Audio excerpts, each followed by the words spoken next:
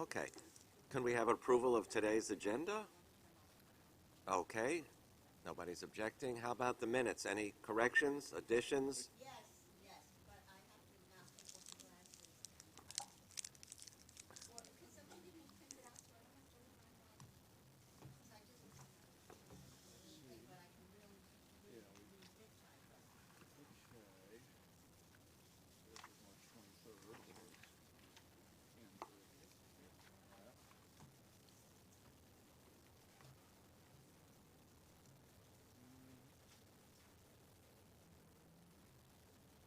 Oh, 1941, Two Mason expressed concerns with SBS bus stop spacing, and then the last sentence, the off-board collection system must continue.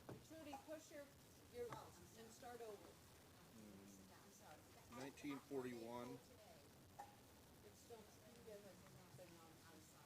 Thank you, I'm sorry. Okay, at the last sentence, the off-board fare collection system must continue at least until the new fare payment system begins. That has nothing, there is no off-board collection system, and there is no fare payment system or anything. I said that I mean, what I was talking about there was getting, which is on the agenda for today. I don't know where this came in. I mean, we did have a thing, we did talk later on about the 79th Street, or maybe Andrew brought that up in his report about 79th Street SBS, and no, because we don't have an off-board. I don't know where that came from. But believe me, what I talked about here was, and I also spoke about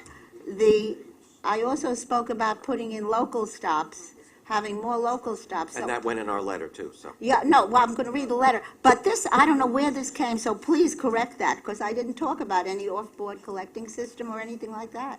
So I don't know where it came from. We will take it out. No, but this is an important thing with that particular issue because it's so high. Yes, so. only SBS buses have off-board fare collection. Yeah, but there is none there. No. So, and we don't want it to stop or start or anything else. Okay, we'll take it out. What? Yeah, it's just The one that we wrote the letter of, the 72nd, you'll see it in the packet. There's no SBS stop there, so there's no machines. Yeah, I mean, and the Yeah, whole it's- thing was about, Yep. oh, here, you're just getting it right now. And the whole thing that I brought up, and then we wrote a letter, and then we did everything else, and we're going to talk about it, is that there is no stop there. So this is, There's no can it there. be SBS expunged? stop there. But it should be expunged from the record, We or will do maybe it. noted. Done. No, it's, Because Done. I went to 3 more meetings about it. Any since other then. changes to the minutes? Chris, you have a change? Motion. Oh, motion to approve the minutes Seconded. as amended. All right, any objections? Okey-doke. Last Friday morning illustrated that New York City Transit does not totally control its own environment when a Con Ed power outage at 53rd Street, 7th Avenue station stranded many commuters and led to major delays throughout many of the lettered lines. The problem began when the signal system lost power around 7:30 in the morning, stalling a D train just short of the station for an hour and a half. New York City Transit rerouted trains to avoid the problem area, but as the problem occurred at the beginning of the heart of rush hour, it wasn't possible to recover and have a normal peak period on the B division. The cause of the outage was later announced as a Con Ed cable failure, and normal operation was restored through the day with the help of emergency generators, although 53rd Street, 7th Avenue station was closed into the evening. I actually asked at the Transit Committee meeting if similar Con Ed facilities were inspected throughout the system, and they said Con Ed was looking at all of those similar types of cables. New buses with Wi-Fi and improved communication systems, not to mention a swanky different look, continue to roll out in Brooklyn and Manhattan. Between 6 and 10 buses will be delivered weekly until a total of 165 new technology buses are in service by the end of the year. These are steps in the right direction, but as the bus fleet consists of almost 6,000 vehicles, many more than 165 vehicles will be needed to replace buses at the end of their useful life, let alone to modernize the bus fleet generally. We've also got some good news this week about the R179 cars, which, as you know, were delayed thanks to Bombardier, and we raised a big stink about that at the board, and we were told that, well, we have a pilot train, and we have two of them now. We were told that we wouldn't be getting the bulk of them until 2018. It looks like they've sped that up some. It looks like at least 70 of them will be in service this year, and another 230 cars will enter service during 2018, which is great news for C, J, and Z train riders. In addition, the time between delivery and revenue service for these cars will be reduced by the addition of a second test track, which is being built in Brighton Beach. More good news is that the next generation of open gangway cars appears to be feasible. The plans are for the open gangway cars to number 640 of the 1,025 on the R211 fleet. And actually, we learned the other day that they're not going to get as many of the open gangway cars as early as they anticipated. So we will be getting the regular 211s whenever that is. We still don't know when that's coming yet. And, you know, open gangways are great, and in a perfect world, maybe people will move through the cars, but if you have, you know, a creep blocking the doors, that's not going to change things, having open gangways. You're still going to be tough to get into the train. Ellen, you want to say something? I just wondered if they've talked about the capacity gain that they may get from the open gangways, that you know? They said 10%. Yeah, that depends on so many factors, though. It's going to be great for the salespeople, I'll tell you that. And the It's Showtime crowd, they're going to love the open gangway cars. They're going to just love it. New York City Transit's enhanced state... Oh, I'm sorry, Edith? What if they are an abysmal failure? What is an abysmal failure? What if the gangway Oh. are an abysmal failure? Are we committed to any more beyond this first bite? I mean, we've gone through this with buses, unfortunately. And then it seems to be we're stuck with them for the next eon. Originally, New York City Transit wanted 100 cars to be open gangway out of the 1,000 car order, and the governor insisted that that be up to at least half. And so the order is for at least half, but they're not coming in the time frame that everyone anticipated. So the normal R211s will be here before the large bulk of the open gangway cars. I don't think we're committed to any more than that order at this point in time. Where else have they been used? I mean, do cities we- all throughout the world. They Toronto are? has, yeah, I've never been on, you know, yeah, they have them all over. where? I mean, I've been in they read off Kiev, the list of- Moscow. They read off a list of cities. There at least 4 cities are using them, and supposedly the circulation is better, but they're not New Yorkers, are they? Chris, I think Toronto's... Andrew, 2 questions. You saying there's going to be a test track now at Brighton Beach? that's what it says. You know that they already have the tracks there already, because sometimes they put the B trains into the relays. There are 2. So, B trains in there. yeah, Yeah. because, you know, that's like not a permanent yard. I but was it's- a little surprised when I heard that's where a test track was going to be, but yeah, but it's only could fit. They haven't committed to where they're going. well, the one in Rockaway that they did for the R143s when Kawasaki started, they had an exclusive track for these trains, and they tested them back and forth and have their own power, and yeah, it's just to keep them out of the how long, I do not know. We'll find out. Yeah, no, it can't be just the length of a train, otherwise, yeah. And Andrew, my second question is about the buses. Do we know that all the like Upper Manhattan's going to get it, Brooklyn's going to get Everybody's going to get it. it? Okay. Do we know the official date? No, they've been rolling them out in dribs and drabs. Yeah, And that's between 6 and 10 a week, something like that. 6 There's to 10 those- weeks? Those blue, all until the end Yeah, of the year. That was my with question. Excelsior all over them, I guess. Are those the blue buses? Because all of a sudden, out of the blue, no pun intended, maybe pun intended, I'm waiting for a bus on 3rd Avenue, and along comes a blue bus, and it says 103 on it. So it wasn't even a limited, but it didn't stop at the stop. I was waiting at a Did you local see stop. any passengers in it? Yeah, I saw a couple, then I figured maybe this is a test or something, and was. they were test people. And somebody said, somebody else who was waiting, who knows me, said, we have blue buses now? I said, I don't know, but I'll find out. Yeah, we So do. these new buses are blue? Very blue. Is there a reason why they decided to change the color? Of course. Bill, you can tell them, and you can Yeah, figure it out, it's too. yeah, I mean, there colors was of a New decision York made, State? there was a decision made to the north of us that Okay, that fine, the blue that's what color I scheme kind of was the way thought. to go. That's what I kind of And, thought, yeah, and yeah, that's- yeah. That's the reason. the reason. So but the other buses are not going to be repainted? No. Okay. Just as they Absolutely not. rotate out, they'll, yeah. All buses will Not be so bad- blue. Not so bad for, buses, though. So, New York City Transit's Enhanced Station Initiative has begun with the closure of the 53rd Street R-Line station for a 6-month period.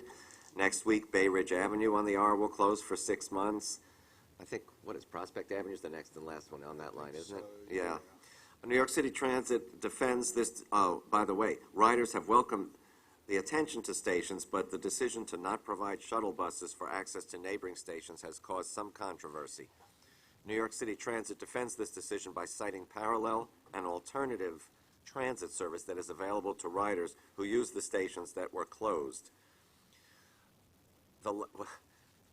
That local bus along 4th Avenue is your alternative for all the people that, come on. That's it. Yeah.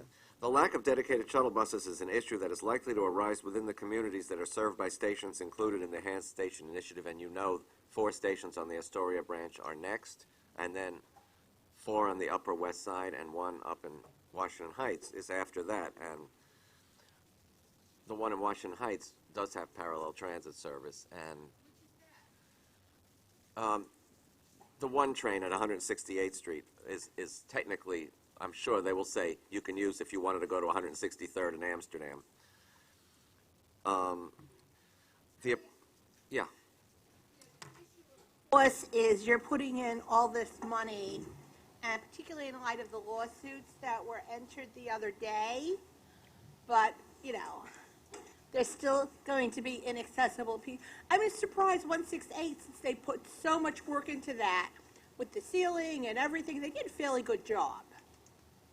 But so that one's going to get even more money into it? No, 163rd in Amsterdam. Oh, 163, I'm Yeah. sorry. Yeah. The approach that is being taken reduces the time required for station renewal. That's this, get in, get the job done, and get out business. But even with an accelerated process, some riders will be inconvenienced for a substantial period of time. I've heard from some people that use 53rd Street, and they are not happy. Wasn't it supposed to be a shorter amount of time? Like 6 weeks? I mean, all of a sudden it 6? I don't think it was ever 6 weeks. I thought it was three It was months. At the very, very beginning, it was shorter, but I went back and looked at the, They never said 6 months. when the governor actually made the announcement, it was 6 months then. He had, when they actually had the event that they made this announcement, they were actually saying 6 months then. But at the very, very beginning, there was this idea, maybe we can do it in 2 months. I made a point of asking at the meeting whether any of the historic nature of a station, whether it's tiles or wording or anything, would be removed with this Enhanced Station Initiative, and they assured me it would not. So that's something. And, the stations that along 4th Avenue in Brooklyn were redone in the 60s or 70s, and they're just awful. So that's, any improvement to those is... Andrew, no, Stuart, go first. So like they did in Manhattan when they renovated the R-Line and undid some of the work that had been done in the 70s, they exposed the original tile and restored that. Are they going to do that at these stations in Bay Ridge or not? I haven't heard that.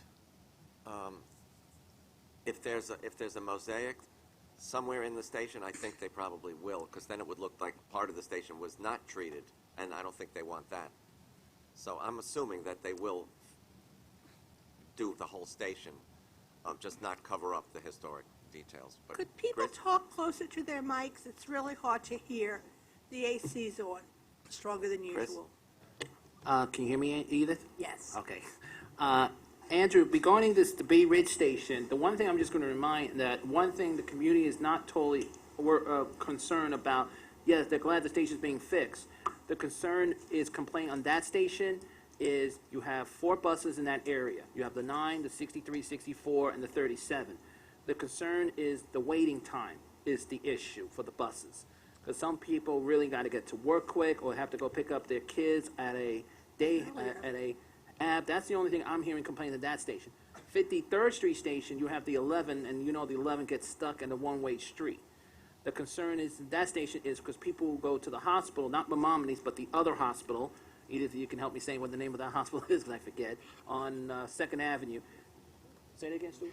Lutheran, thank you. Lutheran Hospital, because that's the concern of the staff. But on the website, it did say customers are advised to take the D train to 50th Street and take the 11 bus. They gave another option also. But I do not see an option. The only option is people can take the 9, You know, 37, or 63. in the case of 53rd Street, Yeah. if you did all of those things, you'd have been better advised to ride to 59th Street and walk from there. You would have gotten to your destination much quicker. If you can. If you Let's can. be I don't, realistic here. Right. I don't do buses, but the Transit Authority just announced that the B11 service is going to be increased in the morning interval. So maybe that's to address That could be. this, not later in the day, but in the morning. And they didn't say it was just for the duration of They this. didn't link it to that, but that's what, Okay. in this week's local TV media, they've been reporting. Let me just finish by saying, at today's meeting, we will discuss the TRC's choice for PCAC chair, which will be formally voted upon at the June 8th PCAC meeting. But our election for our normal officers remains in June, as it always has been. I think some of what I was putting in my, was that you? I think most of what is in my board report may have been spoken about, but just let me see. Yeah, you probably heard all the Penn Station stuff. There was a press conference today. I did not get to see it because I was out doing our survey this morning, but I heard that the plan is to take sections of track of Penn Station out of service during weekdays, during rush hour, for the work that needs to be done in Penn Station. So how this is going to affect New Jersey Transit, Long Island Railroad, regular Amtrak service, I don't know. But we're probably going to get more details today. This is going to be a big deal, and I think MTA is likely preparing for having Penn Station-bound riders use alternative termini, such as Atlantic Terminal, Woodside, maybe restoring more service back to Hunters Point and Long Island City. I don't know. That was discussed briefly yesterday, and Mitch mentioned some of these things too, Mitch Pally. So I guess we're going to hear more about this. And do you have more info on this? Yeah, they put out, what they put out in their Amtrak statement today, they really don't have an operations plan yet. They're supposedly going to work that out with the other 2 railroads, and I think they're going to be asking for a lot of concessions as far as moving service out of there probably. I had heard NJ Transit may originate some service out of Hoboken. I'm not surprised. And obviously the Woodside using Woodside as a terminal for Port Washington, and using Brooklyn Atlantic Terminal as a terminal for some of the southern South Shore routes would be. Just speak Sorry, into it. Thank sorry, you. yeah. Probably using Woodside as a terminal for Port Washington branch, and using Atlantic Terminal for a lot of the South Shore routes, as well as using Hunters Point and Long Island City for some of the diesel operations. I'm sure is going to be on the table. They're going to have to, if they're going to take chunks of tracks, 4 tracks or so out of service, which they apparently intend to do at least through the summer and some into the fall. They're going to have to move some things out of there, out of Penn Station. As long as Hoboken gets all their tracks back, otherwise it could be a problem. Yes, Ellen? So as a part of this discussion, the operating budget for Long Island Railroad and what this could incur on that, do they, like, does insurance cover anything? Because it's, I don't know if it's a catastrophic failure or how that I don't know works. there was discussion yesterday's board meeting about the tenant-landlord relationship between Amtrak and the Long Island Railroad, and nobody was really sure what is in that agreement and what Amtrak is liable for should there be a problem that is their failure. I'm sure we're gonna be hearing about that shortly. Yeah, they talked, the council, Long Island Railroad Council talked about doing it, doing an in-depth review of the agreements. I've seen at least one of the agreements, and there's not a lot of provisions in there that say what happens if something goes wrong. It's very sort of straightforward that we'll split the costs based on usage and that kind of thing. But it's not, there's not a whole lot in there. Normally, if I'm thinking about it right, tracks 1 through 6 and 7 is New Jersey Transit and Amtrak's Empire service. Right. Something like 7 to 14 is the heart of Amtrak, and 14 to 21 is Long Island, or in that area. But I guess, of course, if there's an emergency, they can interchange. But, to take 6 or 5 tracks of 21 tracks out of service at any given time, there's going to be definite repercussions. There's no doubt about it. And they're doing a lot. The first thing they're doing is interlocking, which controls trains going sort of What at the is backside happening of. over here?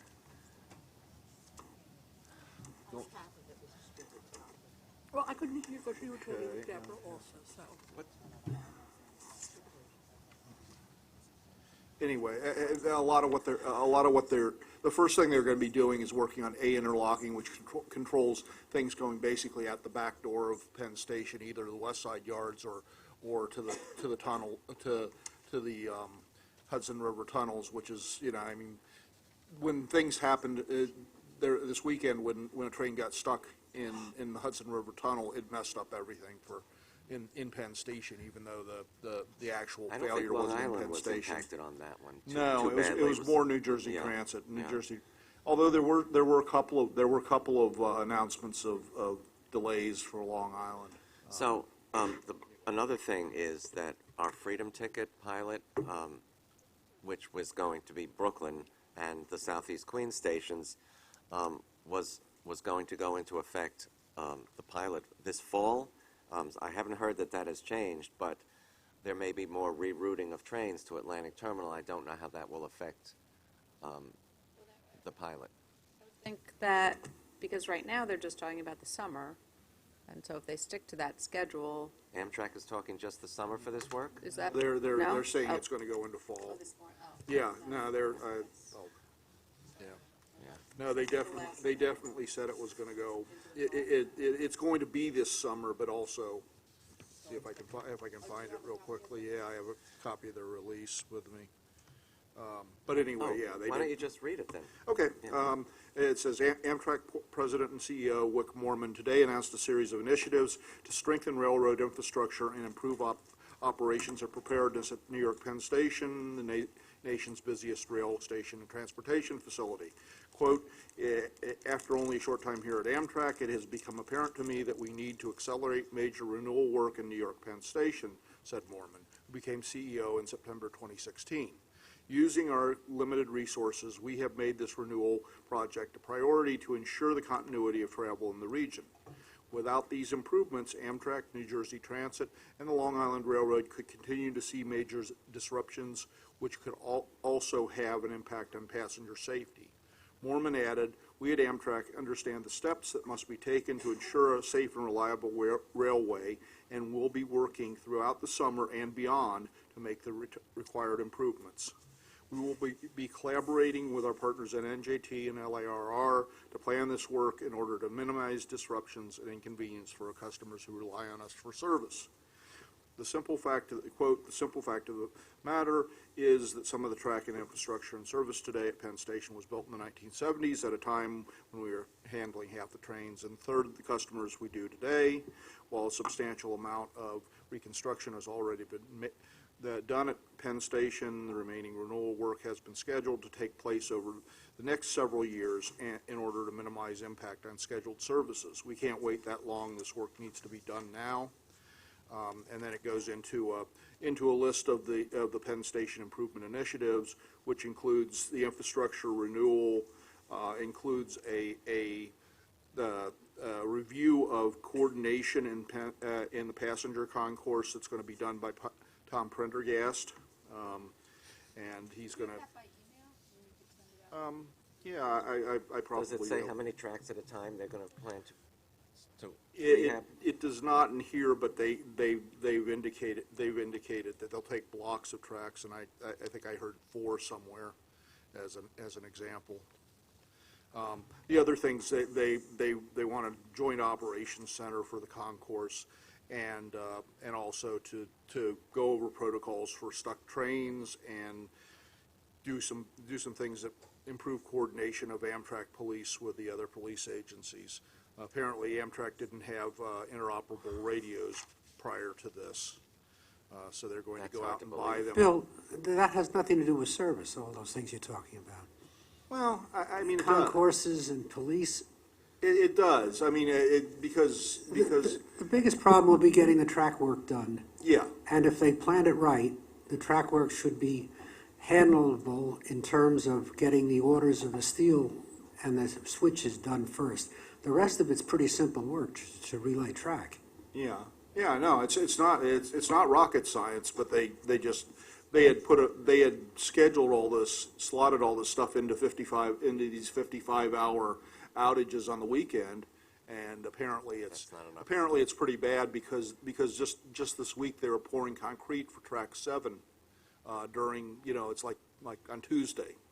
So my interpretation of that is whatever happened to track 7 couldn't wait till the weekend.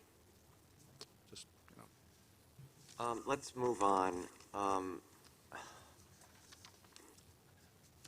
Because there have been so many calls for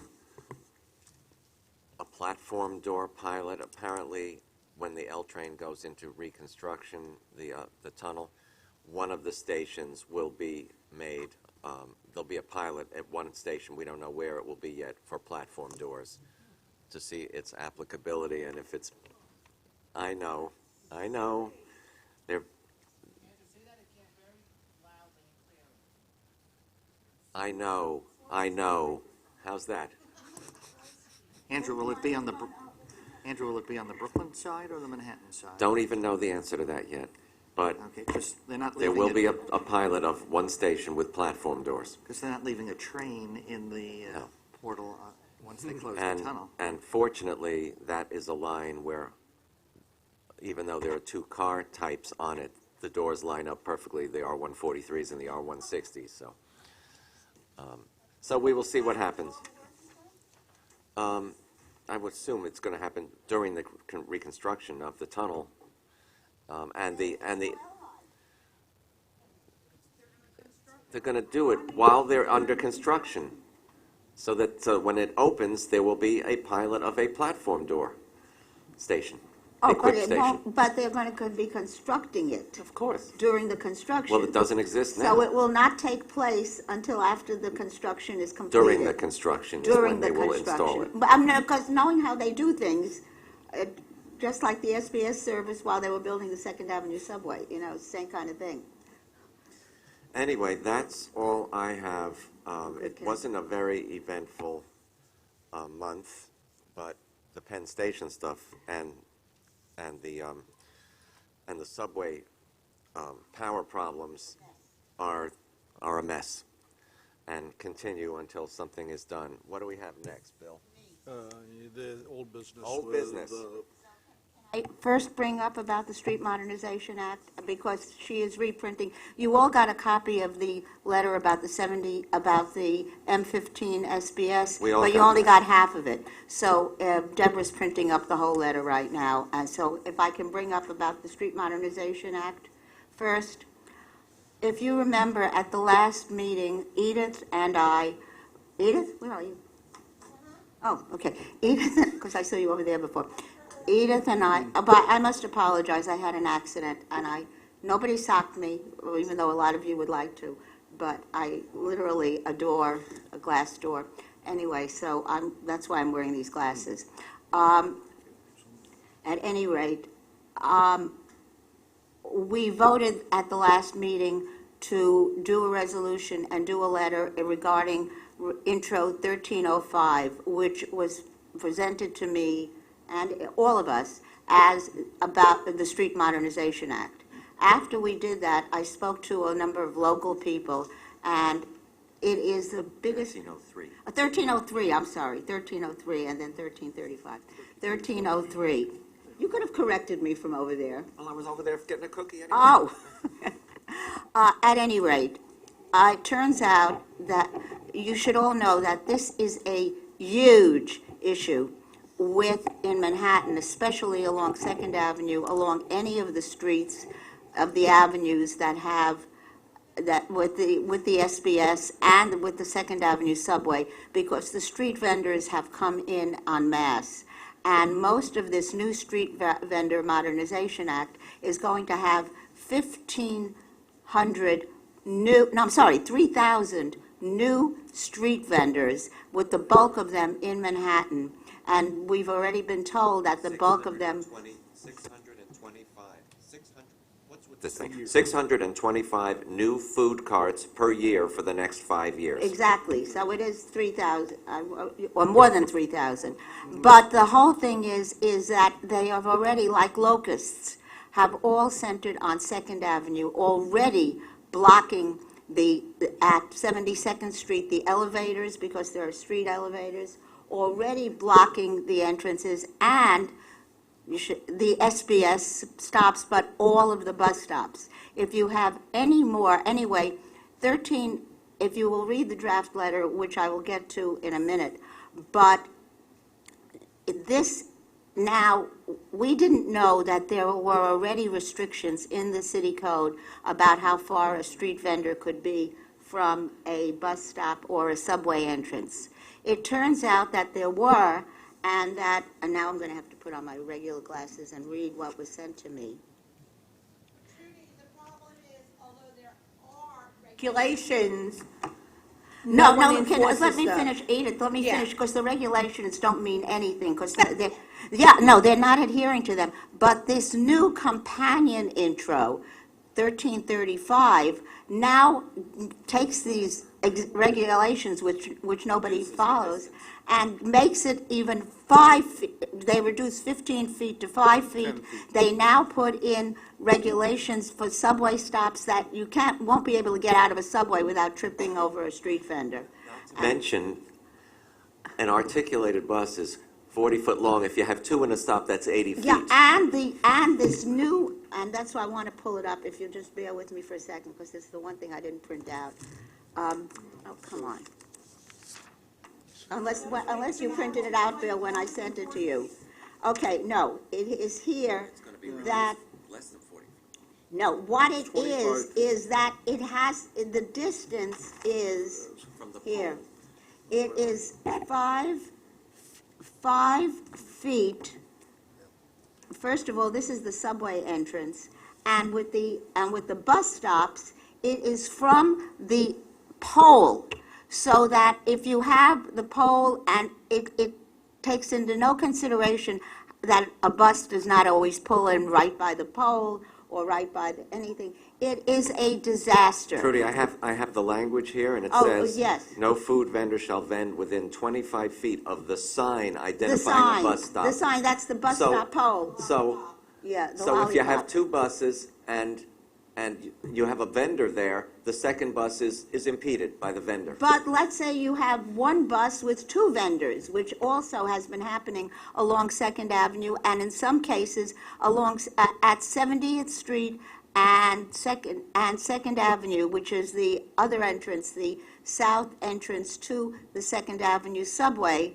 There are usually 3 vendors on that corner in front of a restaurant, in front of a very fine establishment, so that we have got to revive, and I think, just to be on record, I would ask that we revise our resolution so that we take into consideration both 1303 and 1335, and that I would also, Bill, you're being much too, oh, the second thing was that these have to, after Edith and I talked about this, that this had to be sent not to who it was originally to be sent to, not to Lanceman, who is the head of the street vendor committee, but that it had to be spent to the speaker, because just so, and this is a matter of public And the record. sponsor, Mark There Levine. there is almost a revolt in the city council right now, led by Manhattan, except for Melissa Mark Viverito. This is her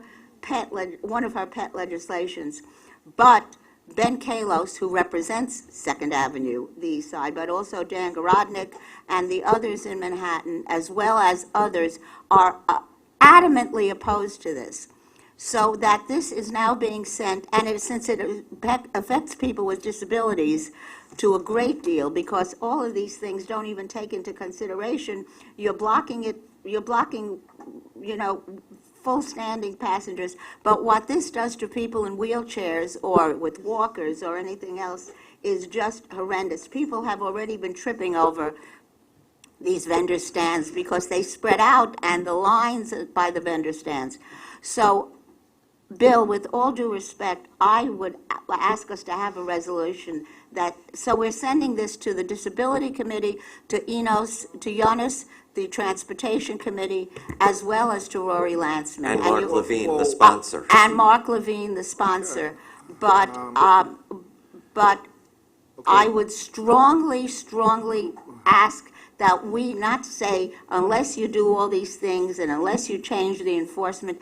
These rules and regulations that they're proposing, even if they are enforced, they're no good. So I would ask, but you don't say we are opposed to this. We say that even if they're enforced, the enforcement necessary to ensure compliance, I would ask that we just come out We said that we don't believe that. in stronger language. Bill, please, and you can then respond to me. I am asking that we, in the strongest language possible, say that we are opposed to 13. As this puts bus users and subway users in jeopardy. And people with disabilities. And people with disabilities. it puts everybody, really. Everybody, and that we are opposed to this. Not anything about the enforcement, and we ending by saying we cannot have, without these safeguards. There are no safeguards. No city agency with will this. take ownership of this either. Exactly. Not DCA, not Exactly. health, not So DOT. I would ask for a revised resolution to say that we are now including, and this is known as the Street Vendors Act, these two intros together. So I am asking for a new resolution from us saying that we are opposed to the Street Vendors Act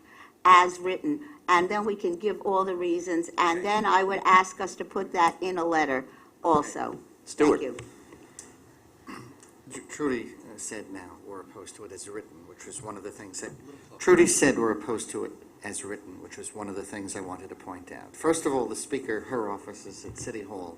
There's an administrative office at 250 Broadway. Okay. That's not where they get their mail. But, Okay. but here's the issue about enforcement. Do we as a body believe that there's any acceptable spot within a bus stop that these carts could be? Because buses all stop at different points. They don't necessarily have to be at the pole, they could stop in the middle. Should we be taking a There strong... could be two in a There stop. could be- Should we be taking a stronger position, certainly with the bus issue, that we oppose the presence of carts completely in bus stops, Well, currently, regardless of the length? That's the current regulation. All right, and They're what's not, they're the not cha- allowed in the bus stops. No, didn't it say 25? No, that's the proposed. It's the distance from the lollipop that is in consideration. We all know that it would still be in a bus stop, but technically, the law as now written says 15 feet, and this is being changed to 5 feet And of from course, the sign. Trudy, the law as currently written did not anticipate articulated buses and their length and, Well, How do you, okay, so if there's a lollipop at the beginning of the bus stop, how do you define the end of the bus stop? Does it, you know what I'm saying? No, they're, There's a pad in the street in some locations. they're defined, you know. Maybe. No. Because like in Brooklyn, But it's not so all, meaning as written then, it's vague and ambiguous because the endings are unclear. So I think we need to be stronger about proximity to bus stops. The train entrance thing, that's an easy one, but it's a health and safety issue. well, Stuart, would you agree that we should just be opposed to this, to the Street Vendors Act as written? And here's why. And then, here's why. Not if you would do this, or you No, maybe will be for but again, it. we don't want to be, We don't wanna- But we wanna didn't say pers- that. we don't The wanna letter be- doesn't say that. It, do- It does not. read It your does last. not. I read it because I wrote it. Good, I know, and I am saying that this is ambiguous at best. I will read it out loud. Not ambiguous. Without these It- clear and effective, It is not ambiguous. Okay. It says, "We do not believe that the buffer zone specified in the Street Vendor Modification Act package as discussed in the October hearing are Why adequate to can't- protect transit users." What's ambiguous about that? why can we just not say we are opposed to the Street Vendors Act as written for the following Trudy, reasons? we can say that, I but would that's like a us to different say that. issue than what he wrote being Exactly. ambiguous. The buffer Yes, zone okay, issue fine, hits to then- the heart of Can what we I'm get saying. can we get a show of hands needs as to to be there. who would like to make this tougher and say we are opposed to it as written and here's why?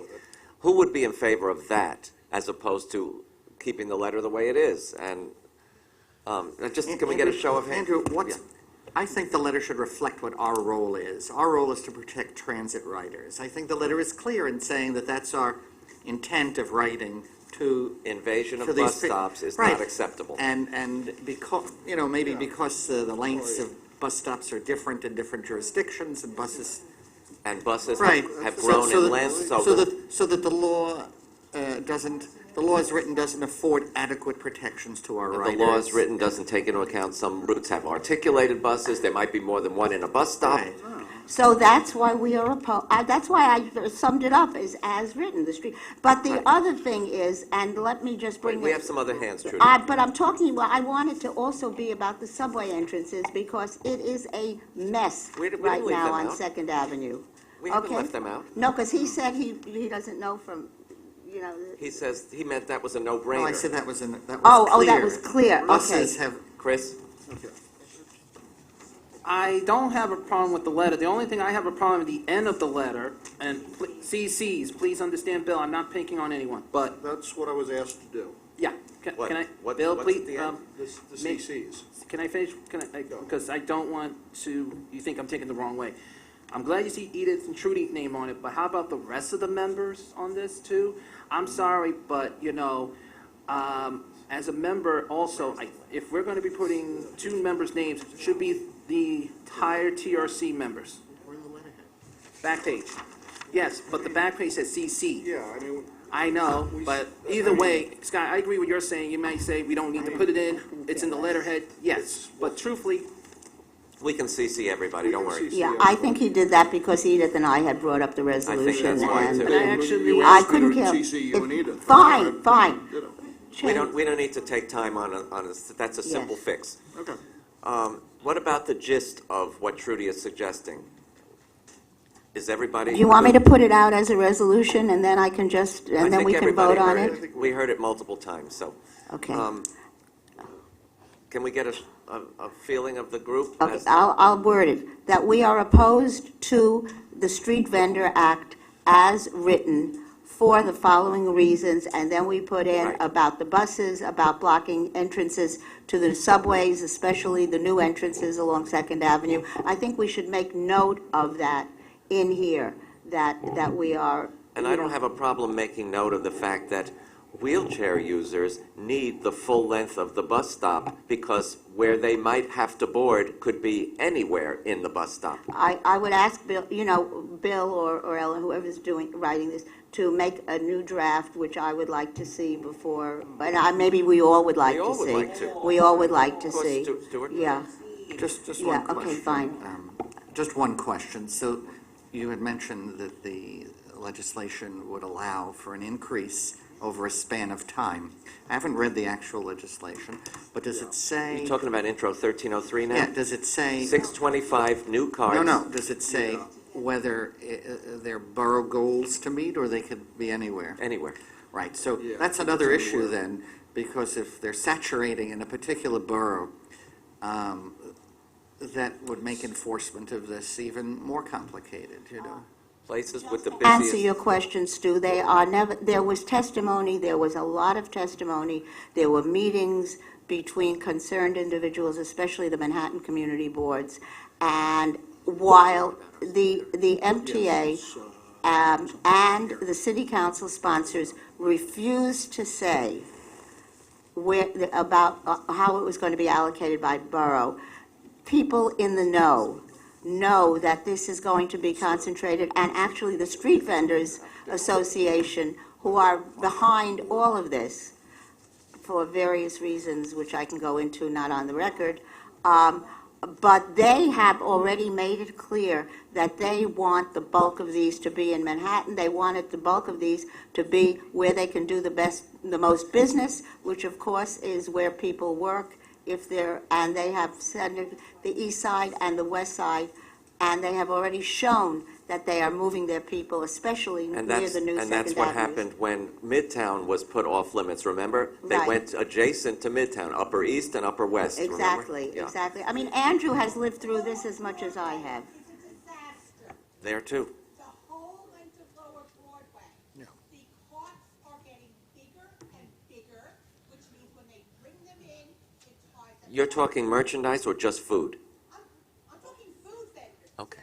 If you look at. Merchandise is humongous too. Oh, merchandise is rolling from the, gypsy cars. Right. So we need to wrap this up, folks, so you are? He wants to vote. Question. All right, you've heard Thank you. the new resolution several times now. So could we get a show of hands as to, are we in favor of the revised wording now? And you will all have a chance to see a draft of it prior to its leaving. All in favor? 1, 2, 3, 4, 5, 6. Opposed? Yes, we do. 1. Oh, 1 opposed, 5 yes, 1 opposed, 1 abstention. Okay, can I get, Scott abstained. Scott abstained, and who voted no? I'm sorry, Stewart abstained. Stewart abstained. Scott voted no. Okay, I just wanted to be clear on that, so. Okay, All thank you. right, we will, for all they're waiting for our opinion on this matter, we will draw it up and send it out to the revised group. And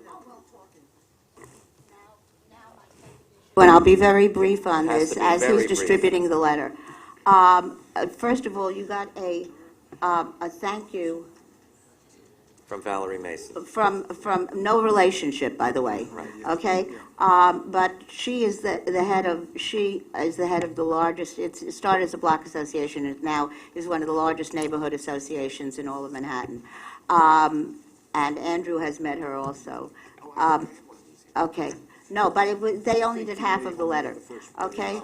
So, at any rate, I have subsequently met with them, and they have made it quite clear, and you'll see the letter that Valerie sent to us, thanking us all for doing it, for sending this letter. This is the letter that we sent to Darrell Irick. As acting president, not as the bus person.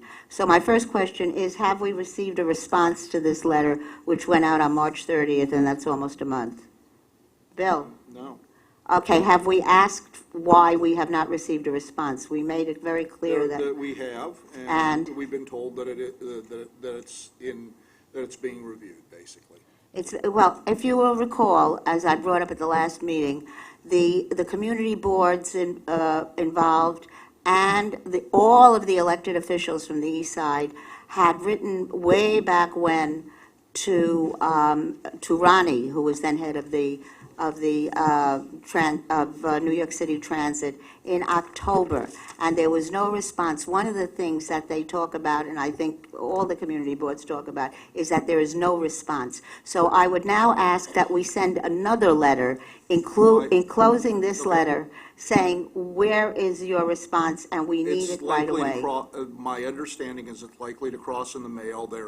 Apparently, there has been a response sent to the neighborhood, to 72nd Street. No, I was with them, I spoke Well, at their meeting. I can't. There has been one sent, I think it's dated April 20th or April 21st. Well, I am sorry, but as of April can't. 25th, and unless the mail is as bad as Subway service, it had not been received, okay? And that's why I was asked to bring this up again now. Can we get a copy of the letter, please? Could I get a copy of the letter before we leave today? And the letter What should letter have is been that? sent. What letter is that? What letter do you want a copy of? She just said it was sent, the response to our letter to Deborah, to Right, Deborah, it was- to Darrell. No. There was a letter sent, my understanding is there was a letter sent to the neighborhood association in response to their letter.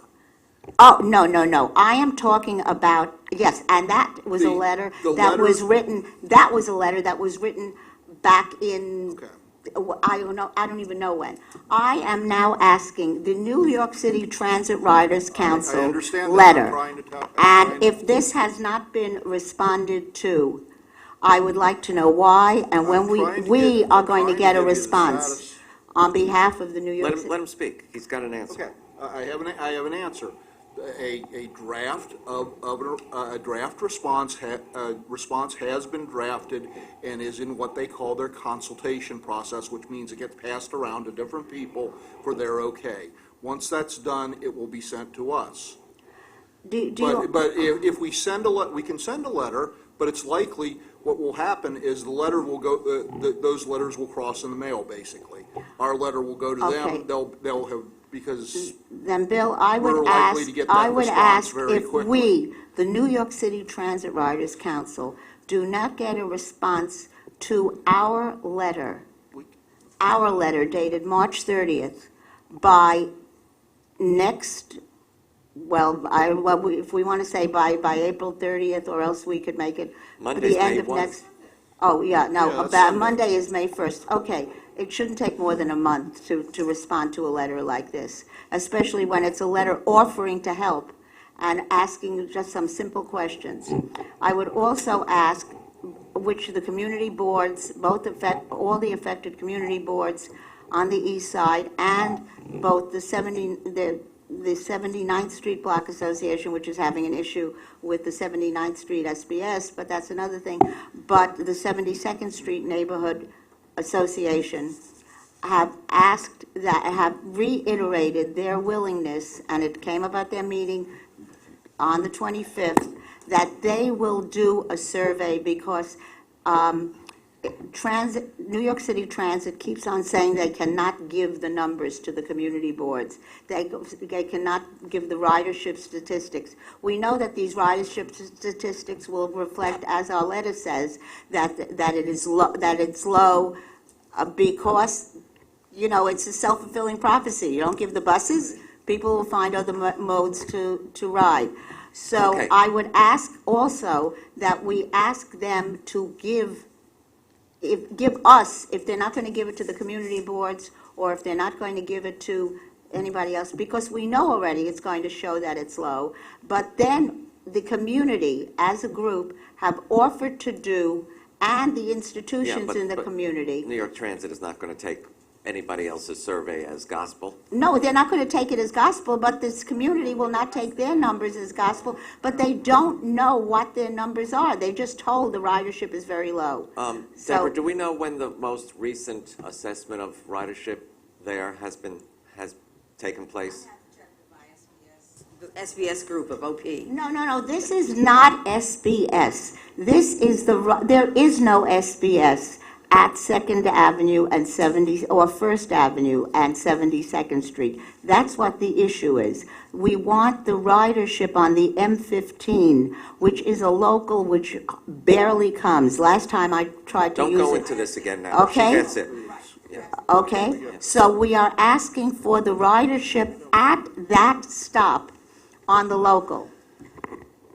So you want. Those two stops. Andrew, you're asking for the most recent. Yes. When was the last time ridership was right, at 72nd and, Okay, I'll look into that. okay, great. Okay, and could you please, respond to, maybe we should put it in writing, the request in writing, just so, not that I doubt you, but I would ask that we put that request in Okay, writing. we really have to move along now. Okay, but that is what I wanted to say, and again, We'll this put it is in an writing. issue with SBS buses. We all that- get it.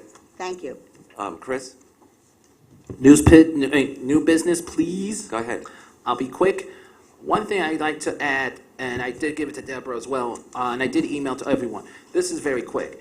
You know, I understand with the blackout and the issue with the stalled train, but you know what? I understand with Edith's issue with the A train, but my train in Brooklyn on the Brighton line, no B trains. It's like they leave out the way they had on the website, telling the B train is not running, then it Yes, is running. The then B it's- was suspended during that Con Edison. Yes, outage. and the only thing For I a don't, while. and I'm sorry I have to say this, but Then it came three sections on the D train is, forgive me when I say this, not smart. That's why, you know, if you're gonna do a section that is operating from Sixth Avenue, the B should have terminated at 42nd and Sixth, which they did. They did it around 10 o'clock as I was leaving after Bradley at the survey at Franklin. A B pulls in, but it said, this is a 42nd Street, 6th Avenue, Bryant Park, B train. And I did see a B, I'm not gonna lie. The Okay. question is the website division does not have its spelling right. Excuse me, Trudy? Trudy? All due respect, I need, okay. It is a very important concern because the Brighton line was very heavy, not safe. Some of the stations did not make announcements that the B was not running, the ticket booths did. And it's like the same way in Washington Heights when the A is not going through or there's no delays. It's the same thing in the Bright Line, same as Washington Heights, same where anywhere you go in Queens. Communication is poor. Please, Andrew, as chair of the TRC, can we please get these speakers or do something with communication? It is poorly. I've raised the communication issue so many times, Chris. They're sick of me raising it, but I'll raise it again. Well, tell them this, that Mr. Greif don't want to see him upset. Thank you. Thank you, Scott. You second my motion there. Thank you. That might do it. Edith? Easter morning was a total disaster. It took forever, and then they brought us in at 59th Street on the uptown track. So you had to go up and over to continue going southbound. No, you know, and Oh, it's because it's- D's were ending at 59th Street? No, because they Why? were sending it back uptown. Okay. And they brought it in on the uptown side. Right, Yeah. okay, but the problem is that the speaker issue seems to be idiosyncratic to cars. So you can hear, because I'm in the car next to the conductor, so I can hear him, beep, beep, beep, beep, beep, beep, beep, and you can hear it in the next car, but our car is silent. I had a similar problem that evening on the LIRR where, So when you say you mean you could hear the conductor speaking in the conductor's cab? right, but you couldn't understand what they were saying Right. because there's a wall between you. Right, right. So I think part of the problem is, while we're complaining about auditory, the guy's saying to me, I'm making announcements. He goes, you must be in a car that's silent. Is this a known fact to the MTA, that they have silent cars? It means that the PA system wasn't working in that car is what they mean, obviously. Obviously, but it never works in that car. Well, do what I do. Report if you don't hear it, if it's not working. Give the car number and they'll shop it and they'll fix it. They do that for me all the time. Get the car numbers. If there's a we'll wrong send it sign, through, I you know. reported there was an A train, an uptown bound A train with Far Rockaway on all of the destination boards. I reported it to Winton, and he got in touch with the conductor, and they said they had set it right, and it reset itself back to Far Rockaway. I mean, Our 46s. okay, the situation where only one side of the door opens, Yeah. it's on continuously on the same piece of equipment. Our 32s. Yeah, but it We- doesn't help me when I come in on one side and have to go out the other side. That's a known thing on the R32s. And as well as on the Fortunately, they're 46s going on away. the Rock Park shuttles. Yeah. I mean, they can actually come out, unlock it, and let me out. Our speaker's here, so But we they really do don't. have to move along. Yes, Stuart? You had moved to new business, but there was something from old business. We have sort of been in new All right, business, so yeah. did we ever get our answer to the ridership data that we asked for on the Second Avenue line since the opening? We did not get it. All right, so then we need to redouble our effort Bill, for you that wanna request. update? We're still looking for a full presentation on ridership on the Second Avenue. Okay, And so- we're hoping to get that in So this coming was a months. request that we Yes. discussed, and Yes.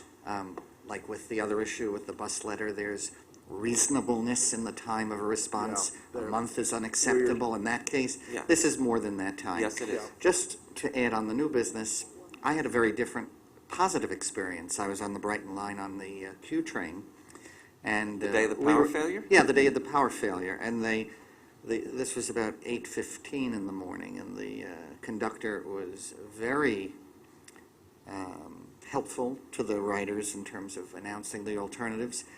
We were at 7th Avenue. You could take a train back to and catch the Franklin shuttle at Prospect Park. Oh, You could that's get 7th Avenue. You could get off here, and that's in Brooklyn.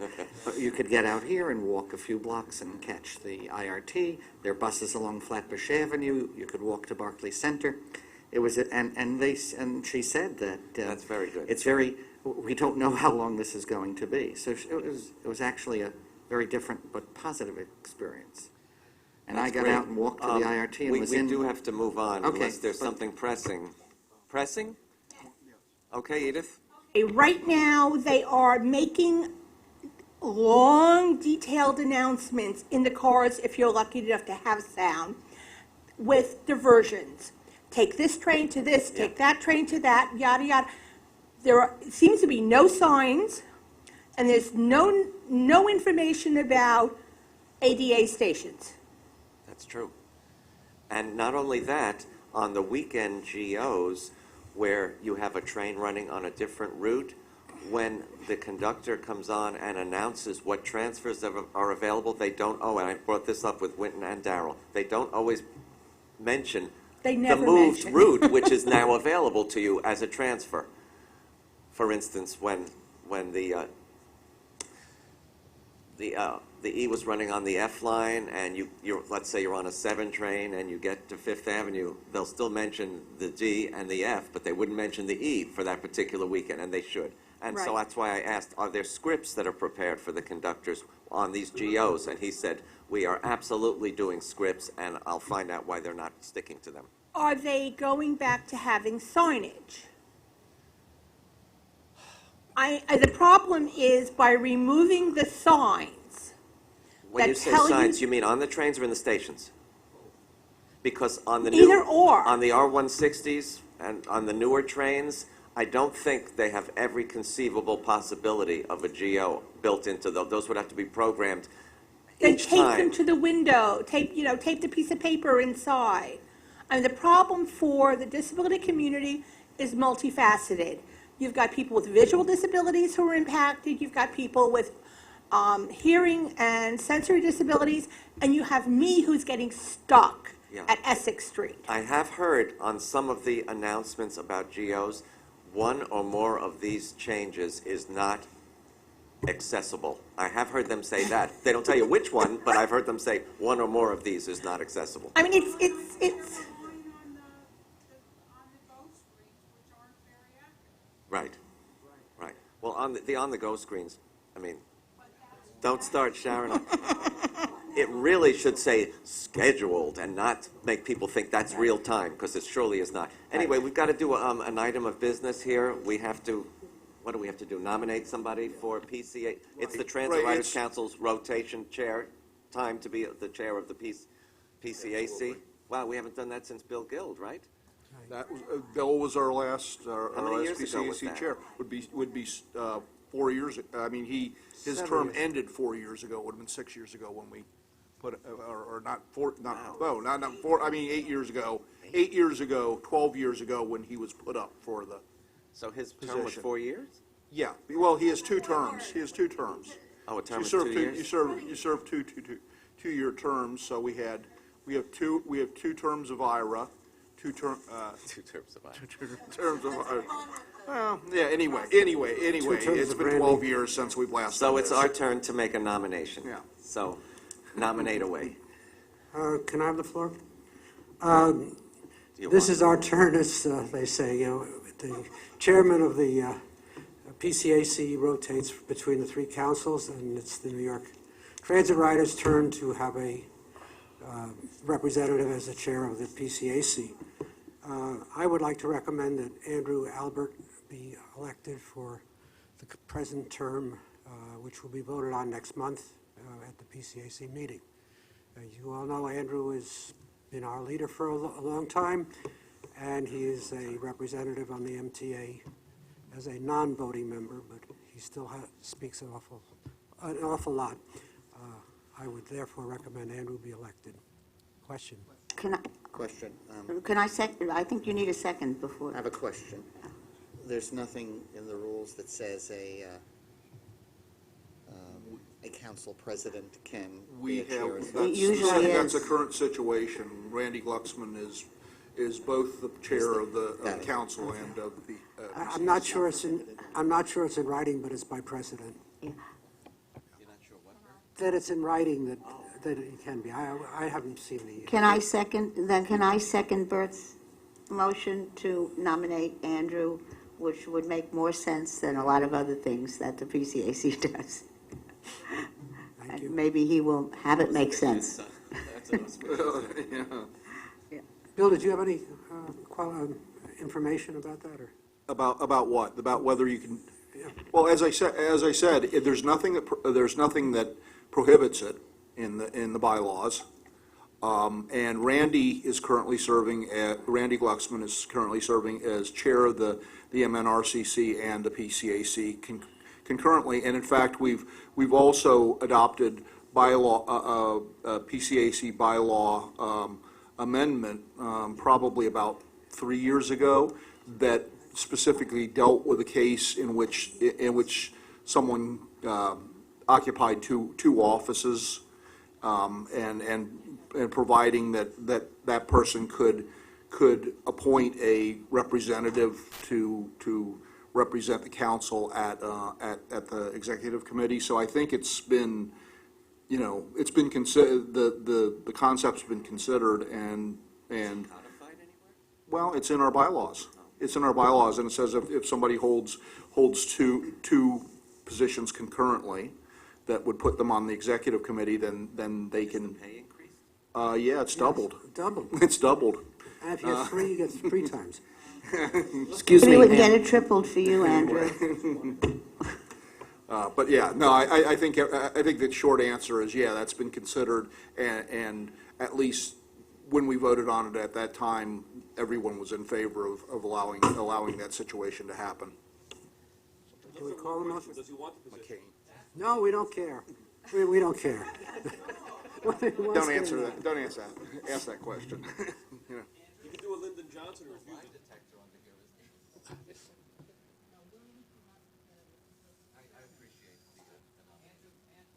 Can we have a vote? I said I appreciate the nomination. It hasn't gone to my head in how many years? Guys, I have a question to ask. No, because I'm not, I said, Andrew, did you think what you did in your last life, you deserved it?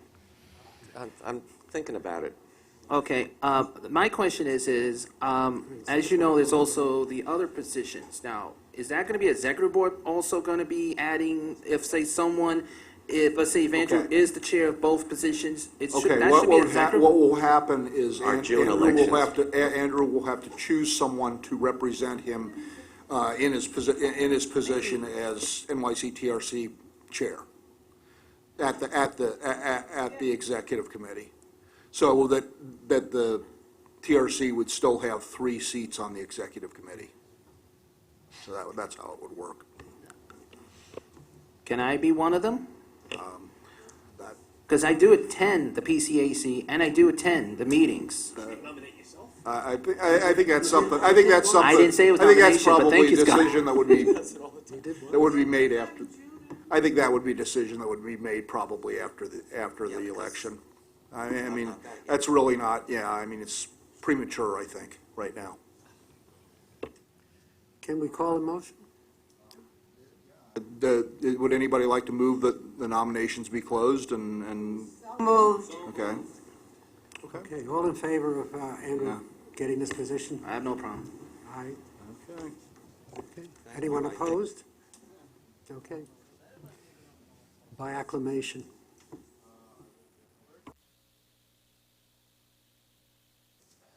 Yeah. No. It was right here. It was right here. What the heck? It was here. Let me look, wait a minute. I got it. This is a very timely topic that we're going to hear about today. It's a pleasure to introduce Dorian Statham. Did I pronounce that correctly? Okay.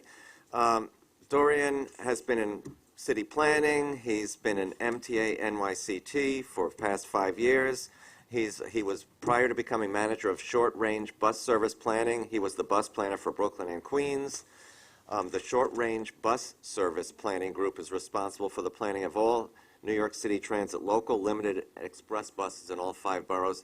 And Dorian is here to speak about the so-called seeming drop in bus ridership in places. Many of us are not convinced that that's the case, and then we're also not convinced that continuing to cut the service further makes the situation any better. But glad to hear it from Dorian.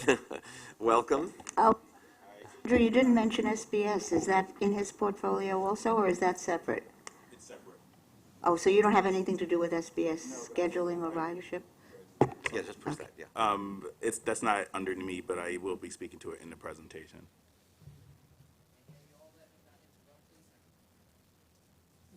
Please. Okay. The floor is yours. All right, I'll jump right into it. Good afternoon. This is the same presentation that we did last month to the board, so many of you have probably seen it. Usually, or maybe you haven't seen it. Usually this is with the script. I'm going to try to go off script a little and let's see, and cover the same points, but let's see how it goes. So first slide, so we're really just going to talk about what the bus ridership trends are that we're seeing, but then talk about some of the factors that have been affecting this bus ridership, and then talk about some of the current strategies that we're using, and then make the next steps to address some of these issues. So this chart is really looking at New York City Transit bus ridership over the past 40 years, starting in the late 60s. You can see there was a steep decline up until 1996, and that's when we introduced Metro cards and the transfers. And at that point, we saw an increase in bus ridership, and then starting around 2000, 2002, it really started to stabilize for about 6 years. And then in 2008, with the recession, we saw a decline. That's been a steady decline that's continuing to this day. So if we go into a little bit more detail, when we look at the last decade, we see that that subway ridership actually increased 12% over the past 10 years. But then when we break it down, the bus ridership by borough, you see that in Queens, there was actually a 2% increase. In Staten Island, it's kind of the same. It's kind of stayed constant. And then there was a small decrease, 3% in the Bronx. And this is compared to Brooklyn and Manhattan, where we saw huge decreases in ridership over that time. And we know why that is, don't we? We have some theories. I'm sorry? Does this hold constant? In 2010, we had significant, sorry. Should we save all the questions for the end, though? I think it's probably easier.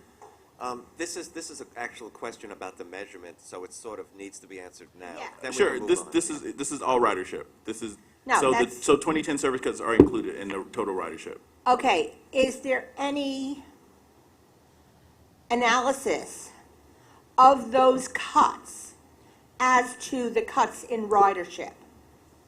The effect. Do you want to know the effect of those cuts on the ridership? Right, particularly for the community of disability, because in 2010, we also find cuts in Accessoride.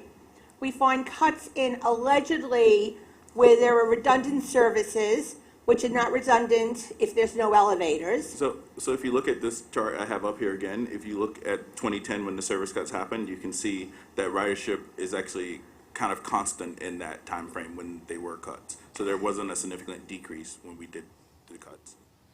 Okay. So moving on to the next slide. So where did these former bus riders go?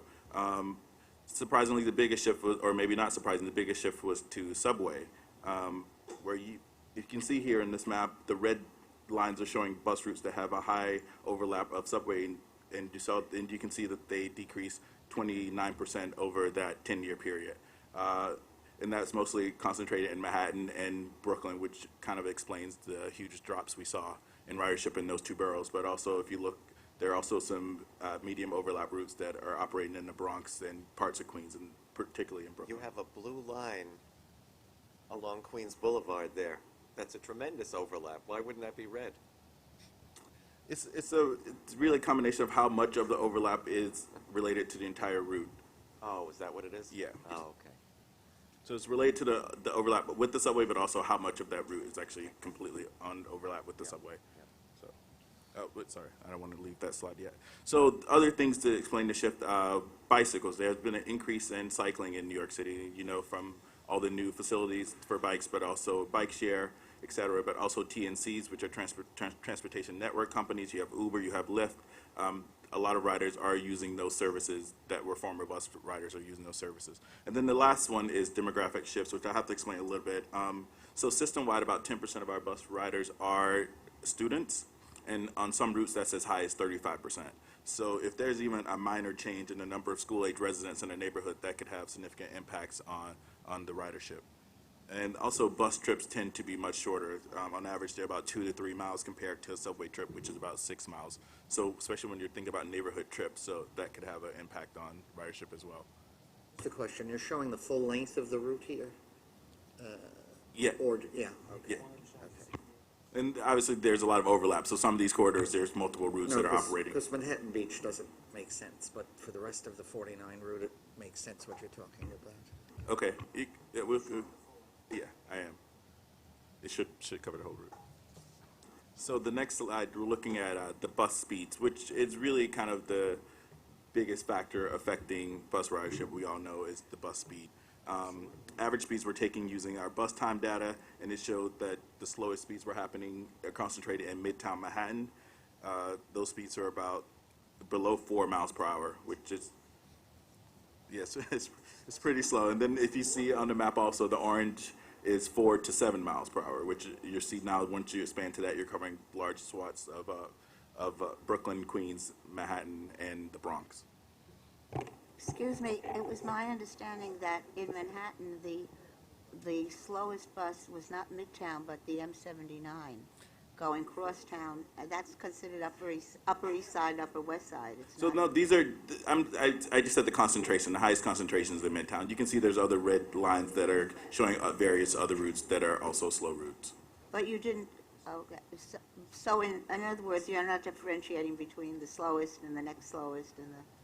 No, Just- on this so map, you're just on this map, talking they're grouped. So You're just there's, talking slow, yeah, okay. yes, ma'am. It's clear Manhattan's got the slowest buses. Yeah, it's the highest concentration of slow buses that are happening in Manhattan.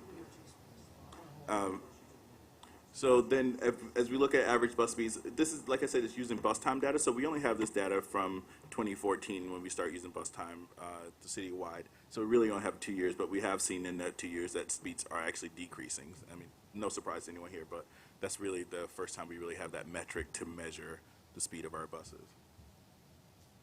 And then other effects of this slow speed obviously affects performance and worsens reliability, but also costs us resources in trying to make the buses meet their schedules.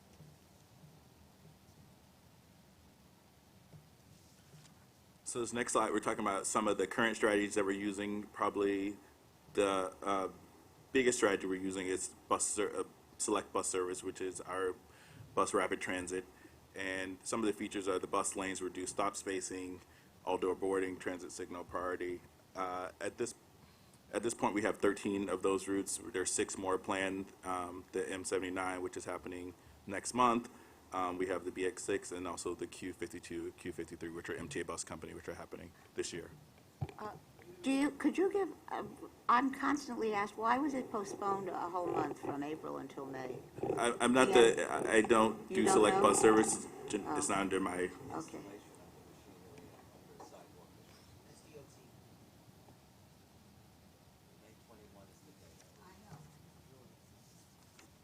okay, so moving along. So one of the features, probably the feature you see most obvious when you're on the street would be bus lanes, and that's a component of SBS, but also they're used on non-SBS routes. So right now, there are about 120 miles of bus lanes, and about half of those are used on SBS, but that only covers about 5% of the entire bus network. So, and one good thing, the DOT, a third of these new bus lanes have been installed within the last 5 years. So they're actually increasing the amount of bus lanes, and we're generally, when we have a bus lane, the speeds increase about 10%. And so there's 3 types of bus lanes that are most common on average. There are 3 types of bus lanes that are most common. There's curved side, which is a typical bus lane that you see is right against the sidewalk, and then we have an offset, which you see in this picture here on Webster Avenue, which are the ones that we prefer, that work best because you actually have a dedicated parking lane, and so you don't have people dropping off, having deliveries that are blocking the bus lane. And then share HOV, and those usually are on bridges or expressways. Hours of operation is also another factor that affects the bus lane, and I'm going to go into the next slide where we really talk about the effectiveness, and I'm doing kind of a case study comparing 2 different locations. Here you can see on the left is looking at Fifth Avenue, where the bus lanes actually works well. So you can see the bus lane on both of these corridors is operating from 7 to 10. On the left, you can see speeds are higher when the lane is in service, and then once it ends and opens up to standing and parking, the speed drops significantly. And then if you look, and the difference is Fifth Avenue is along Central Park, so you don't actually have tons of delivery vehicles. You don't have tons of vehicles. It's not a commercial street, and you don't have vehicles turning as well. But then if you look at Lexington Avenue, where we have a bus lane that's not as effective, you can see even at 10 o'clock, once it changes over, there's no real distinction. So the bus lane. Enforcement is a huge issue, and yeah. Here a number of times about the enforcement and especially about the cameras on the buses and what are, coordination with the police department or the Department of Transportation, which doesn't seem to exist. Yeah. And the national brands, the UPSs, the FedExes, they got a deal worked out for the fines that they receive for double parking and blocking these lanes of traffic, and it's just the cost of doing business to them. But Yeah, there and is, also- a lot of them don't even get fines because the bus drivers don't take the picture. I don't know if they're required to or not. That's one of the questions. The bus driver isn't taking pictures. Usually, if it's an SBS route, we have cameras, and they're camera enforced. Not on the bus, the cameras are actually on the street and they're DOT. Yeah, and what happens with those cameras? Somebody has to activate them, right? The state law has, So they're not in use. they are in Even though- use. The license plates are recorded, but nothing is done to prosecute Nothing is them done. at The this picture time. is taken, but it doesn't go anyplace. They do? On the authorized bus lane cameras, yes. Is there anything in this session that you think that's reactivating that law that I think sunset? We should ask They did. It has been I can vouch on the B46 SBS because someone I know got a ticket.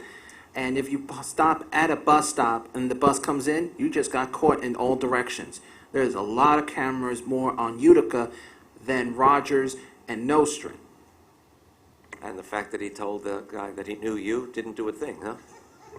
I told him, you're on your own. Thank you.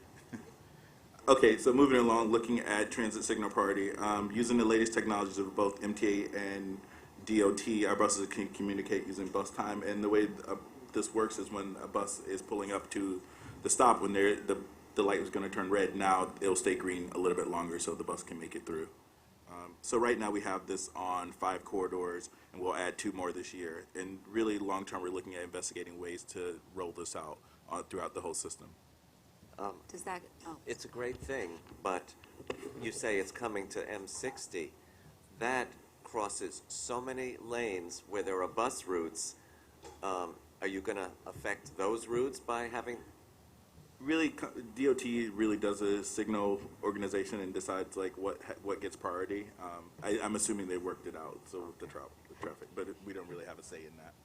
Does, We equip the buses, but then at that point, it's DOT who's operating the system and deciding like how they communicate with each other.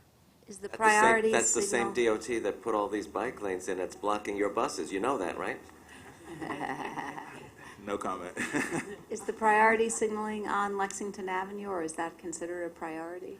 The Lexington Avenue corridor, I think it has it. I have to double check. Okay. There's 5 corridors, and I'm not sure if Lexington Avenue is one. Oh, you're gonna stomp me here.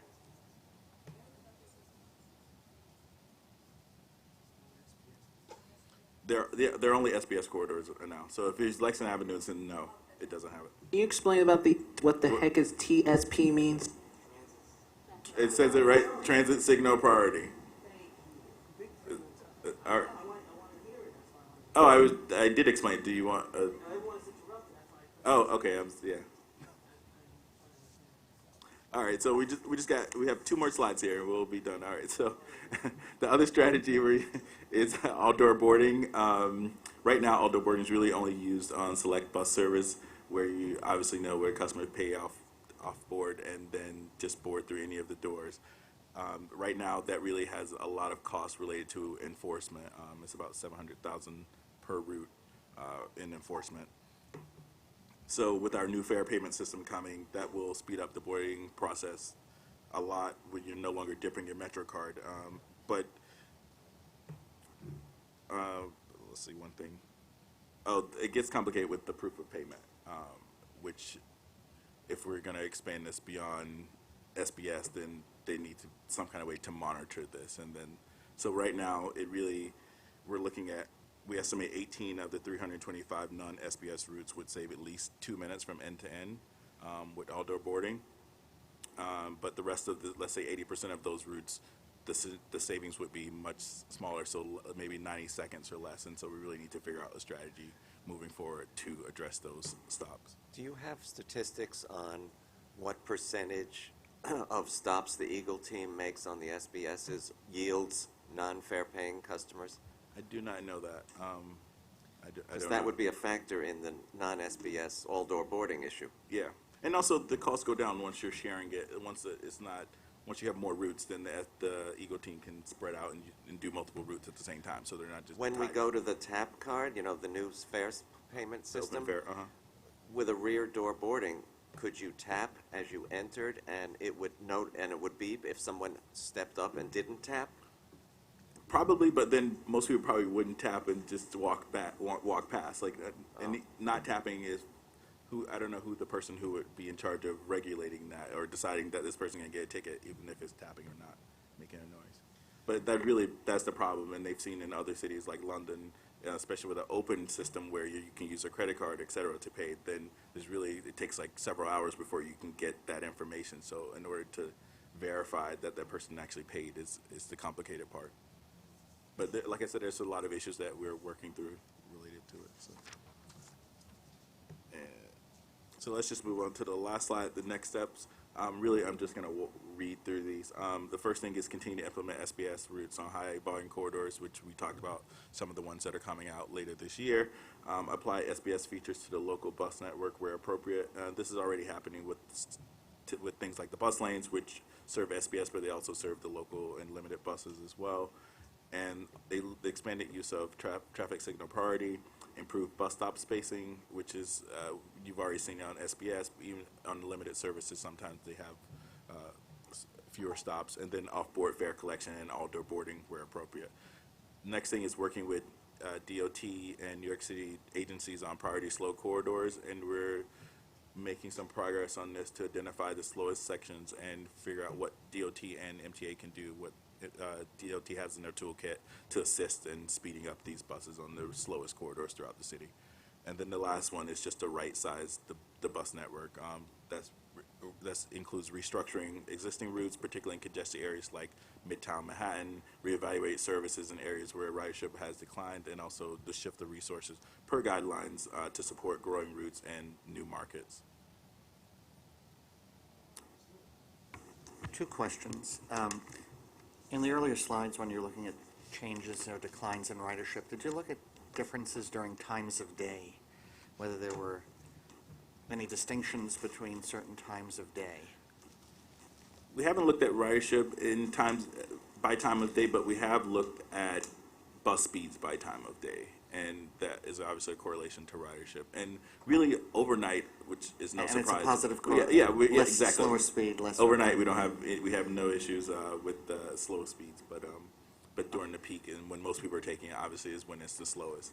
And the last point, reevaluating routes. Are there any in the queue right now that you're actively looking at right now? Wait, for which one? Reevaluating, restructuring routes. You know, like they've done that in Brooklyn. Yeah, during this period and separated. No, I different think there's no. I think this is something we're going to start looking into, and this can probably be part of more of a comprehensive study to look at this. But this is not something we're No, not yet.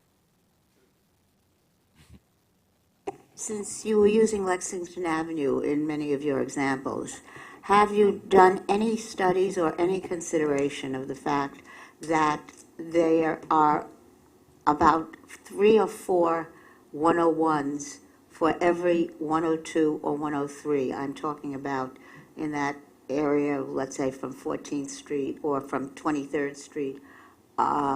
Because Lexington ends actually at 23rd up to 96th, and that people who just get frustrated waiting before at a local stop will then find another mode of transportation. And have you given any consideration to doing something of the ratio of the locals to the express? I'm not even talking now on the on 2nd Avenue or 1st Avenue with the SBS. That's another whole story. But I'm talking about the limiteds to the locals. Yeah, I mean, and limited to local is based on ridership, and we review those constantly. With all due respect, isn't that a self-fulfilling prophecy? Your ridership is going to be, if you don't have the 102s and the 103s, you're going to have less ridership, and people will find other modes, while there's more ridership at where the 101s stop. I mean, when you say that you're doing it on ridership, as I said, the term I always use is a self-fulfilling prophecy. Mm-hmm. Isn't there some other way of evaluating, what you would have or figuring out?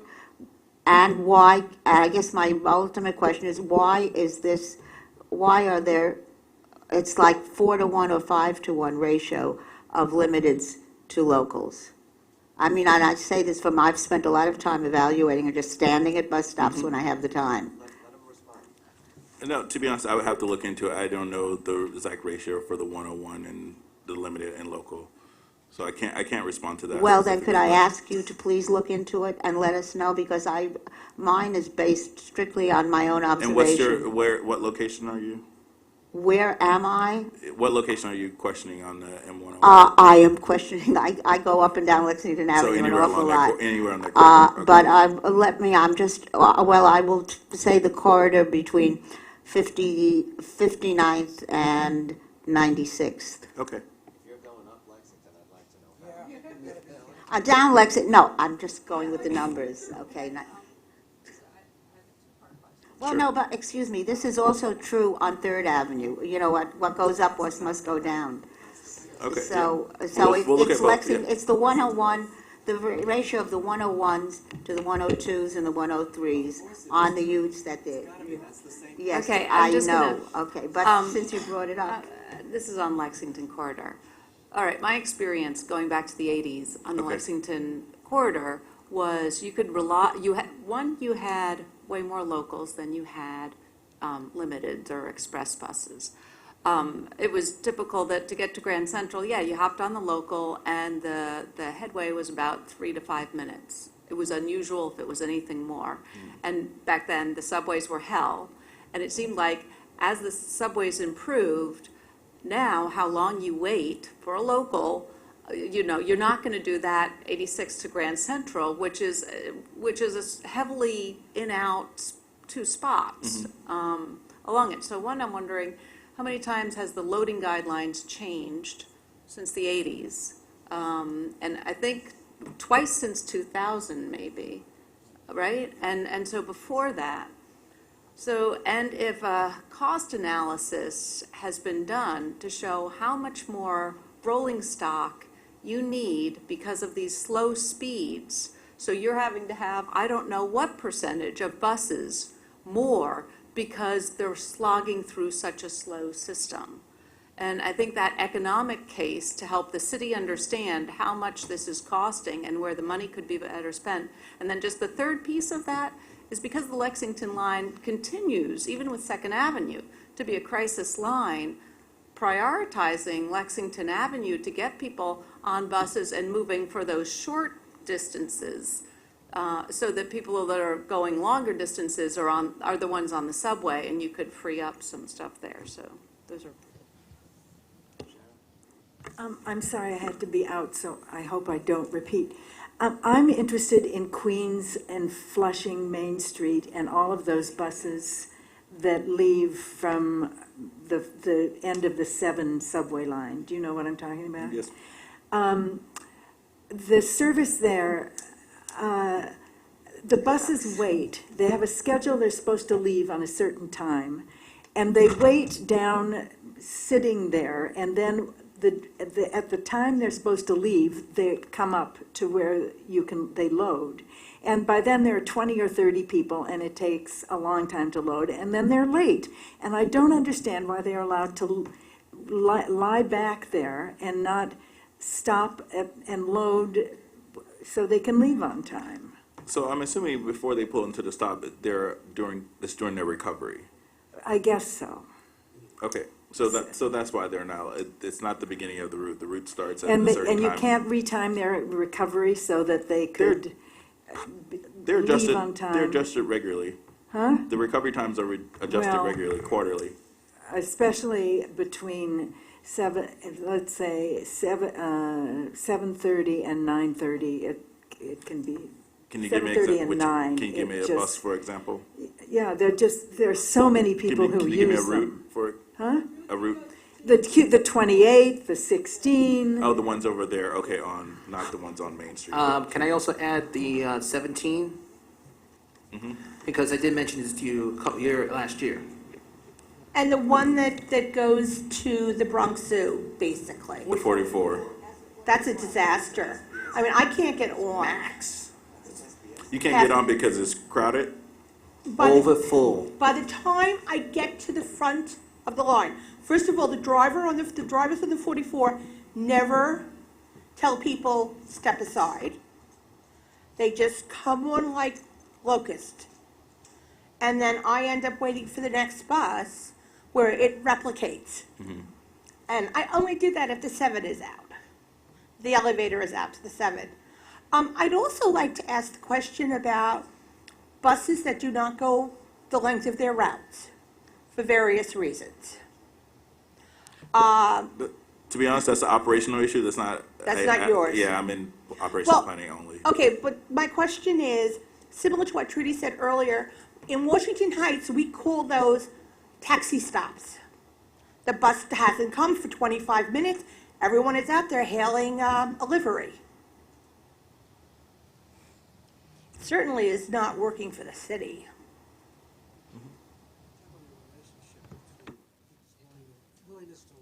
It would really be good if transit examined which routes have gotten a lot slower and then examine what has happened on those routes to cause that, whether it's the construction of a bike lane, whether it's construction of the Hudson Yards, for instance, on the M11, And that's things like that. exactly the study I mentioned, if you see the working with DOT to identify the priority slow corridors. And like I said, the limitation we really have is we only have data until 2012 from bus time, but over that 2-year period, that's how we are able to identify the slowest corridors, but also which ones are continuing to get slower. I'm sorry.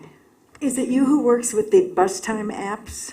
Did we talk to you about that? I do not work with bus time. Okay, because that's a whole other matter. My group is bus service planning.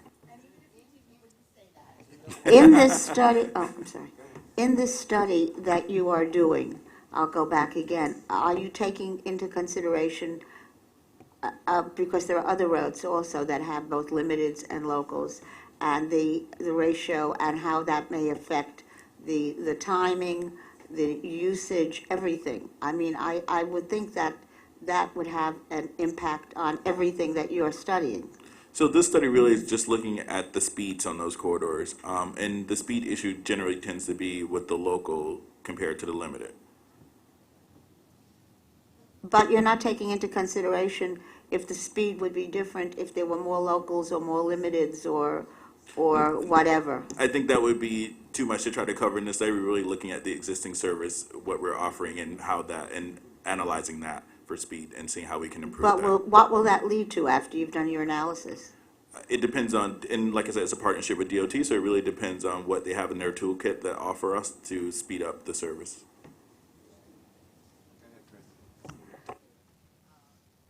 What happened to my mic? Now it's working. My concern is, in Brooklyn, we have a lot of overcrowdedness in Brighton Beach as well, on the B1, the B68. In times people would like to go shopping. But also at the same time, ridership has increasing on that line, on the 68 and the 1, because the 1 goes to near connection to the 3 Staten Island buses. The 68 is another bus that goes to Coney Island and goes all the way up to Windsor Terrace. Lately, the ridership is getting packed, which is good, because people love that bus. Because a lot of you get the Gleason buses, which are low riders, which you can trust them. Sometimes the ones you see crowded more when it's the low riders. If they see a backloader, they're all running to the low rider buses because they feel safe. Because some of them say the old ones might blow up.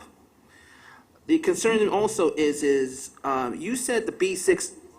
Can I, Andrew? I was respectful. Can I have some respect? I'm just trying to think about why you think a bus is going to blow up. These are the people in Brighton Beach. I did not say it. It came out of their mouths. To me, they're nuts. Or Meshuggah. Thank you. I live not far from there, too. I live in Ocean Parkway in the Gravesend area. The bottom line is, Gateway also, as you know, you also was the planning also to get the 84 bus in the Gateway Mall. Mm-hmm. My concern is, as you know, the Gateway Mall is now, Phase 2 Mall is open. Ridership has really rise over there as well. The 83 is over. Sometimes you can't even get on. The 8, if it's in a good mood, it's packed, or you have to wait forever for that bus. And the concern is also safety concern. I did send this into planning, and I know Debbie, I think you got it as well. I know Bill, you got it as well. That I was requesting for an additional stop across from ShopRite, which you have a sidewalk there, and it's not developmental center's property anymore. It is concern of the seniors and disabled people should not be walking almost a long corridor which sidewalks are not even fixed. And I know DOT agreed with me that they agreed to fix this. Can we please get something to be fixed in that area? Since Queens was mentioned, you also mentioned B6 SBS. Did I say that? I'm sorry, I meant to say BX6. Okay, then that makes sense, because I know there was the 82 SBS proposal. Did I say B6? Yes. That's why I was looking at Deborah, and Deborah was looking at me. That's why I was looking at my community board. Ellie, give me one second, I'm almost done. It's a BX6. Yeah. Well, I'm going to say thank God, because people love you now for that one. But the truth is the B82 SBS, we need that line, because that line is so crowded. It takes me 3 hours from Spring Creek Towers to Coney Island Avenue on a local. If a limited comes, I'm so happy. So we can talk after. Okay. Okay. First, you mentioned that your biggest user of buses is the student population. They impact it. Yes. All right. So one, I find that really interesting because in 2002 there was a massive baby boom and families decided to stay in the city. And they are now 12 and 13 years old. And so the onslaught of that and the impact that may have on because I know they're all just now learning how to use the system. Mm-hmm. So having said that, how do your numbers on ridership when you've got the summer versus the school year ridership, how do you look at that difference? Because so also all students is it an average so generally all students also have a special Metro card, so that's the easiest way to know which users are students. So when you're looking at the ridership on a corridor, mm-hmm. that's averaging during the course of the whole year. Yeah, exactly. I think for for this maps and for the ridership, we used October. It usually says it on the bottom, which for the whole, if it's annual, then it's average for the whole year. But if we're looking like with the bus speeds, we're only looking, we have like one time period that we use. So it's the whole year. With study. One of the other questions I would like to ask is the change in numbers of individuals you have utilizing buses, using mobility equipment. Has there been any, I know that the driver supposedly clicks that, because one of the big problems is that the other day I went to get on a bus, there was a wheelchair and 3 walkers, and the driver refused to load me. And I proceeded to say, I would call the police before he would move this bus. Is there any looking at the changing demographics with the growing of the elderly population and the use of mobility equipment, particularly as Access-a-Ride has hewed to the federal regs? No, we haven't looked at that, but that's a good Could idea. you Yeah, consider it? That's a good idea. Because the number, particularly on like the 15, it's often several buses before I can get on the bus for the number of walkers.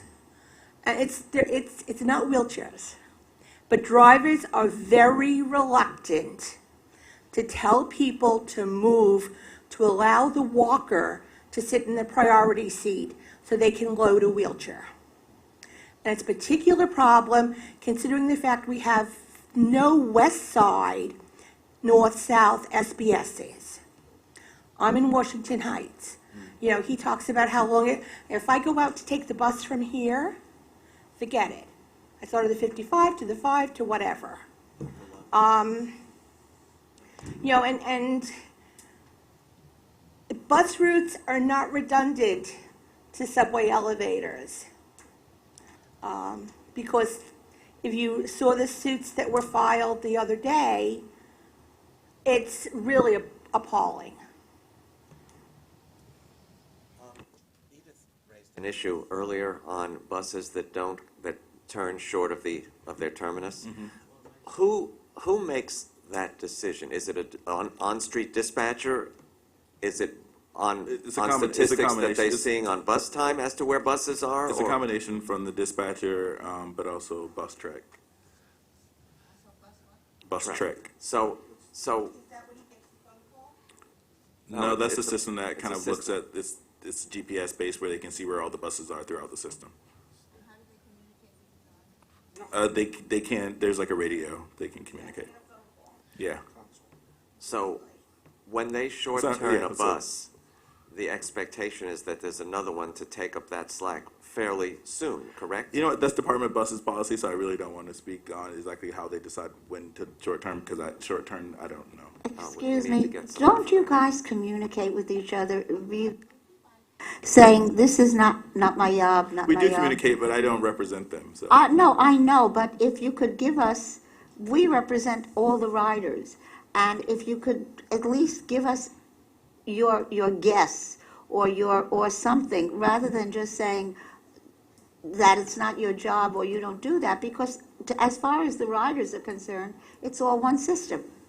Right, but this gentleman doesn't want to misspeak, so. No, could I suggest, and maybe you want to suggest, that there be some lines of communications between the different offices, the different sections, whatever you call them, that are involved with bus transportation? We do, with the Department and we of Buses? communicate all the time, but just not, for today, this presentation was just about the bus ridership aspect. Tree, that's a Mike Rybosh question. It really, really is. We still haven't gotten answers to anything that we brought up with Mike. This was brought up with Mike at our meeting, which we still haven't gotten the answers to any of these I think questions. we've reached our time, folks. So thank you very much. No problem. Mr. Statham, and I'm sure we'll be in touch on continuing issues. And I think if there's no other business, we can be adjourned.